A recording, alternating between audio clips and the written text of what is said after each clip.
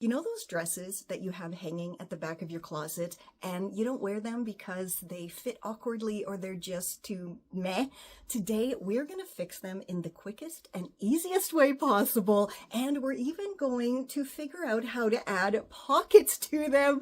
I'm a refashionista Sheri, and I show you how to use what you have to make what you want. So let's get making. I'm sure this dress was awesome in the 80s, but now let's give it a total transformation. Pardon the darkness of this video, but it is a very dark and muggy and humid rainy day here, which is actually the perfect weather to do some refashioning. So we're going to transform this lovely 1980s dress that I actually scored in my swap with Hannah from the Outfit Repeater way back in 2018. You can catch that video. I will link it down below for you. And I have actually worn this. This is how I styled it. But you know what? It is definitely time to do something with it and maybe replace the elastic here. So let's turn it into a romper so I can wear it all summer. For this project, your dress needs to be able to be pulled on and off your body from the neckline. So it either has to have a super wide neckline like this one, or a zipper here, or button placket, something that you can open to get it on and off your body, because it's going to be shorts on the bottom.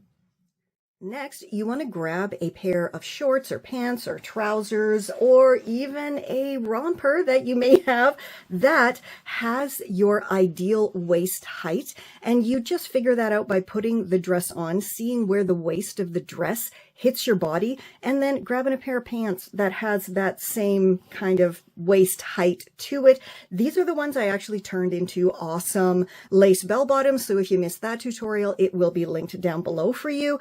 But they have a nice high waist, and this is an empire waist dress, so that is perfect. Next, flip your dress inside out, fold it in half, and lay it on a flat surface. Now, it's really important that you have it folded in half as evenly as possible. So you want the waist to be lined up, all the side seams here, and of course the bottom hem. You can see here I have my template trousers folded in half evenly, and I have lined up the waistband area. And now it's time we're finally going to cut something. And believe it or not, we're almost done here, which is awesome.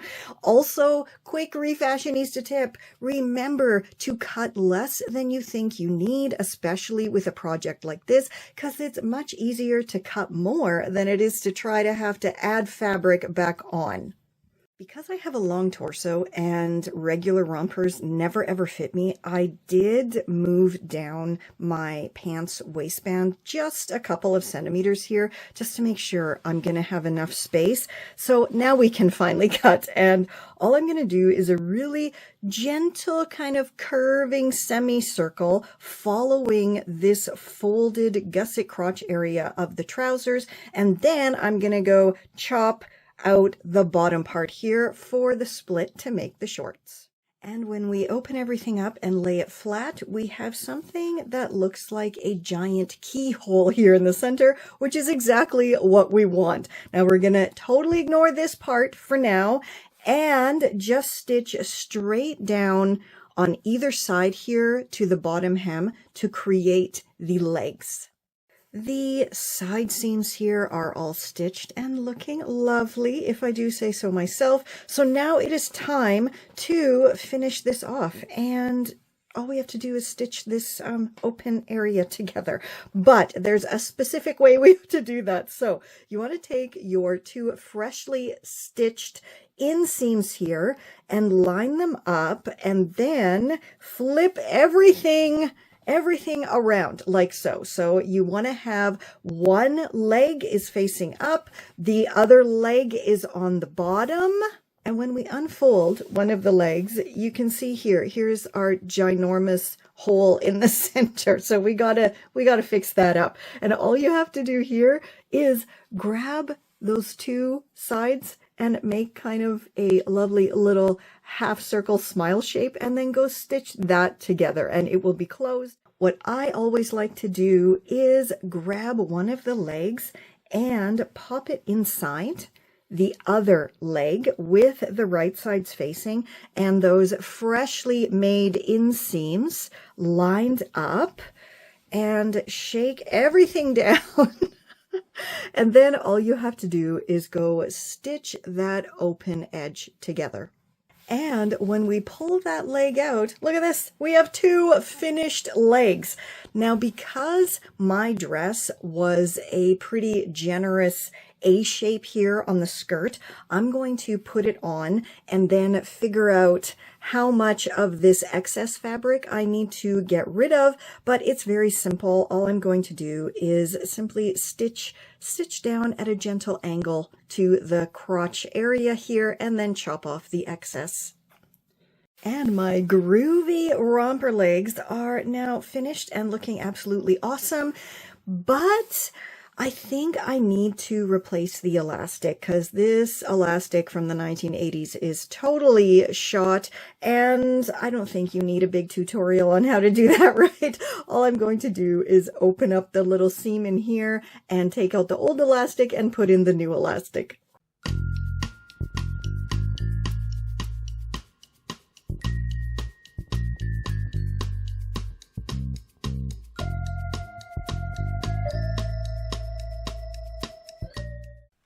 If your wrap dress just won't wrap anymore, here's how to fix it. So this type of upsizing technique works with just about any type of garment that wraps around your body, like a dress, a jumpsuit, a top, and all you need is your wraparound garment, your hand sewing gear. Okay, so as you can see, there's no zipper, there's no button placket, there's nothing that keeps this dress on and closed other than the fasteners that you wrap and fasten around your body. Clearly, the snap and the hook here that are on the very edges of the fabric, I can keep those because those are at the widest point. But it's the ones that are inside that are making this too tight. I'm going to remove this loop as well as the interior snap and the interior hook. Okay, so you can see here, hopefully, that I have the dress on inside out. And that is because I need to put my interior snap back on to the inside. So here I have my original snap in its original position. And you can see, I've already put a pin there, but I just kind of held it up to see where it would be comfortable, and then I popped a pin in there to mark it. Like, it's so super easy. I'm just repositioning the snaps, but now I have to do the exact same thing with the dress on right side out for the little hook, because that goes on the exterior of the dress. I'm just going to go finish this off, and then we're going to move on to hand stitching on the eye for the hook and eye part of the dress. Okay, so I have my interior snaps all finished here, and I have my little hook and eye on this side, and I gained about 3 centimeters, I think, which is awesome, and it's loose here, it's comfortable to wear, plus it's folded over enough that I'm not going to be, you know, flashing the world when I wear it, plus I'm going to put a slip under it anyway, so I'll be safe. This part, though, I don't like it, so I think what I'm going to do is put a snap here right at the edge of the shoulder seam, and then the mate to that snap is going to go here on the corner of this flappy fabric, and then when it's all snapped up, it's going to be like a kind of cute little ruffly front like that. So I'm going to go do that, and then we can try it on and style it up. Hey, Refashionista Sheri here, popping in to remind you that if I can do this, you can do this. But you know what? I'm not going to remind you to subscribe for new videos every week because we're going to take a peek at an ad that my kiddo made me way back in 2018. Enjoy. Subscribe to my mom's channel, follow her on social media, and buy her ebooks. Yay! Thank you! All that was standing between me and this dress fitting comfortably was a seam ripper.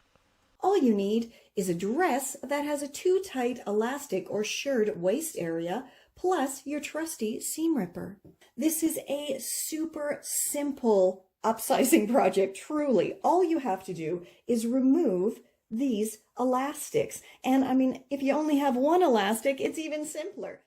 If you find that the sleeves are a little bit tight around the armholes, and if your dress has a double seam like this one, all you have to do is carefully remove that interior seam, and you will gain about a centimeter, maybe a bit more of extra space by those armholes.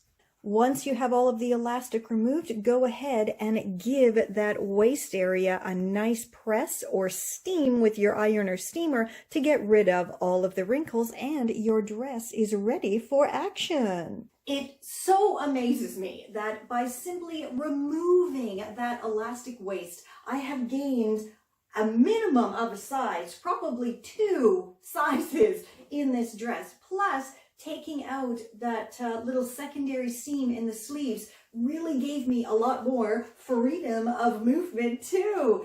And if I want to have a more fitted look for my dress, all I have to do is add a fab retro wide belt. Pre-loved, of course. That belt that came with your dress, it's not a belt, it's bonus fabric for when it gets too tight. All you need is your too snug dress plus some lengths of fabric that you're going to be using for your upsizing panels. I'm actually going to use the belt that this dress came with because I don't need to add a lot, and I think this width is just about perfect. So the very first thing I'm going to do is very slowly and carefully pick apart the 2 halves of this belt, and that will leave me with 2 very long lengths of fabric.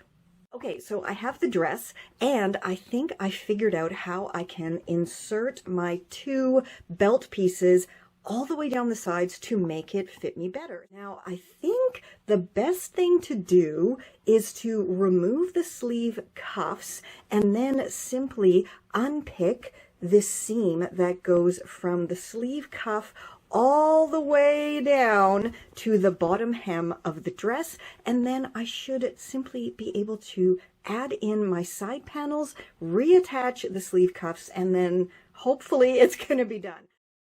So I have the dress sides completely opened up all the way from the bottom hem through to the sleeve cuff. Now I know I said I was going to remove the sleeve cuffs, but I was thinking that if I don't have to, why should I, right? If I can cut a corner here and there, I'm definitely going to do that.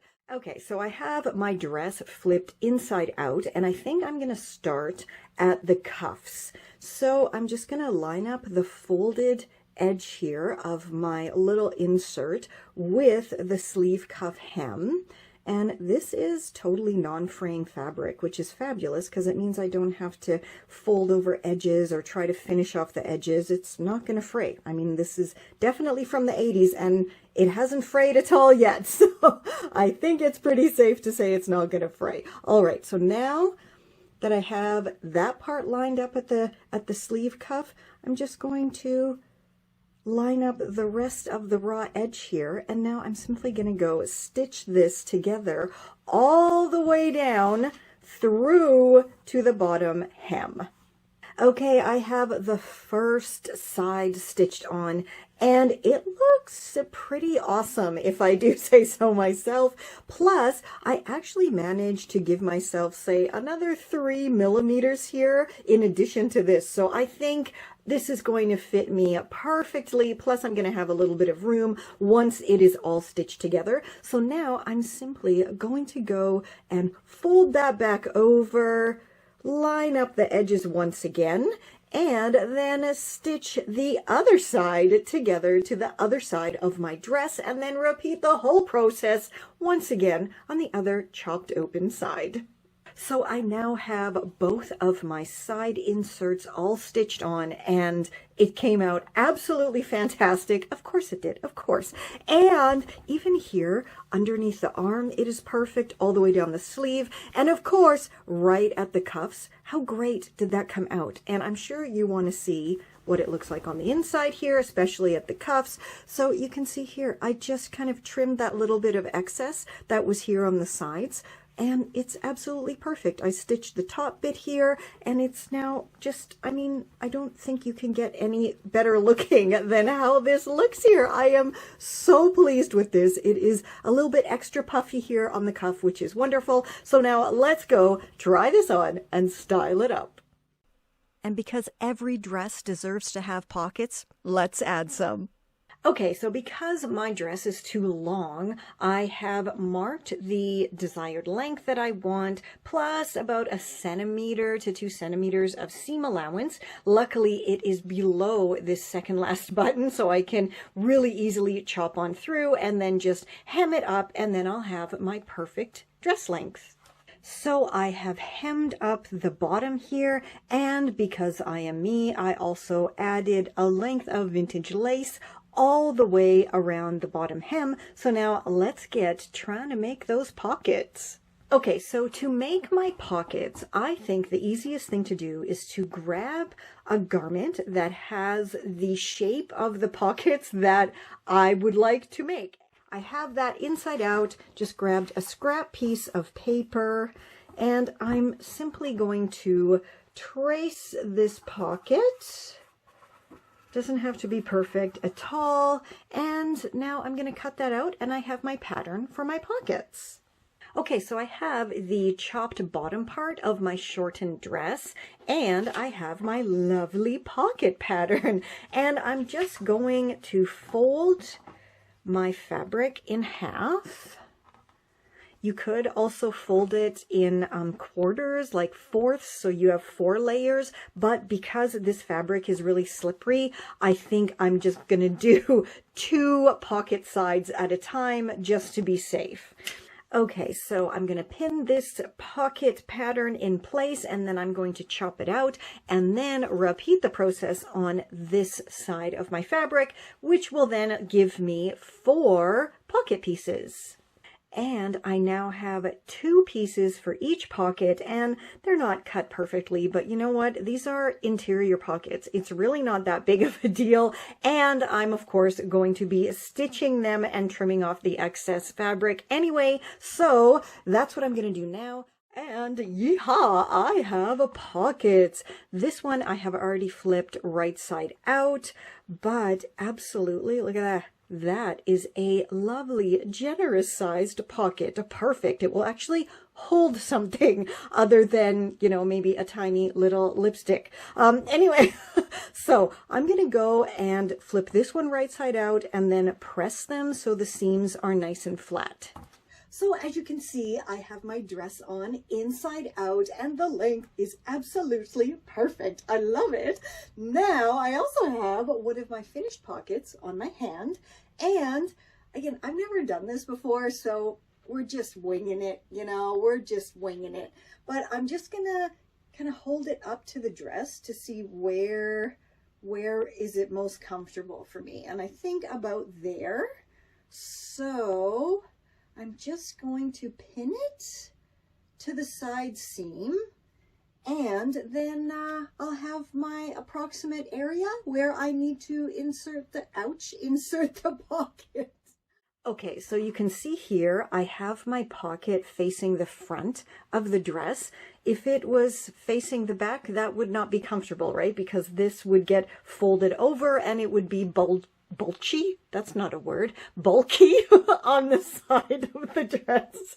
Anyway, but bulky, that's good. Maybe we should use that from now on. Instead of bulky, we'll say bulky. Anyway, so what I'm going to do is just measure from the top of the pocket down to the bottom hem. So I have the basic positioning for where I have to put the other pocket on the other side. So that's 41 centimeters. There we go. Okay, so you can see here that I have marked either side of my pocket with a couple of pins here. And so now I'm just going to carefully unpick this side seam here in between my pins so I can insert my pocket. Okay, so I have my nice little space here all open and ready for my pocket. And I just want to make sure I have my pocket going in the right way because it was cut on an angle here.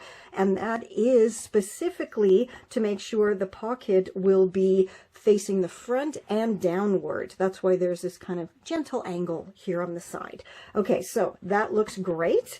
Now I'm going to pop it in and make sure I have the right sides facing, because when the pocket is tucked in from the outside, I want it to have the right side of the fabric, right? I don't want to have the inside of the pocket be the wrong side of the fabric, right? That makes sense. Yes. Okay. We'll see when it's all done. Okay. So that actually looks pretty perfect. And again, I have to keep saying this. I've never done this before, guys. So I'm just kind of flying by the seat of my pants here, but you can see that is absolutely perfect. So now I'm just going to go stitch all the way around here, and hopefully we're going to have a pocket.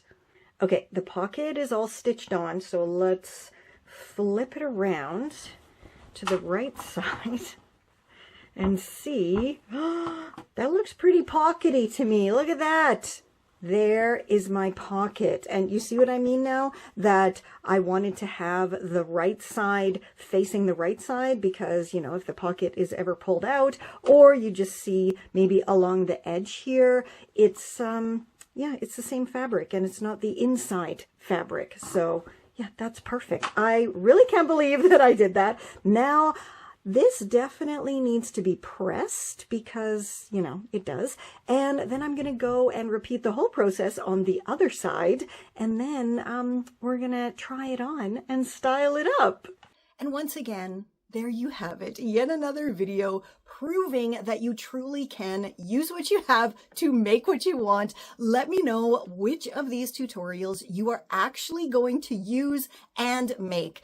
Is it the pockets? Because I think it's probably going to be the pockets because our dresses need pockets, right?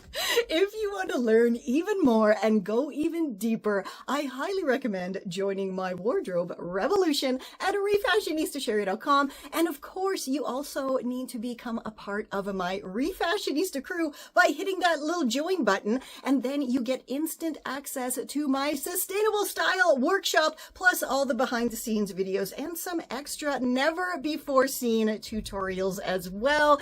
And until next time, stay safe, stay well, and I'll catch ya on the zigzag. For just 99 cents a month, you can help save a struggling refashionista. For just 99 cents a month, you can help sustain the much needed work that goes on behind the scenes. Every thrift flip, every DIY, every upcycle, every free tutorial can only continue with your support. Join my Refashionista crew for only 99 cents a month, less than the cost of 2 bananas or a pack of gum, and help me continue teaching anyone who wants to learn how to use what they have to make what they want. Don't let affordable, sustainable DIY style become an endangered species. Join my Refashionista crew today. This is Confessions of a Refashionista.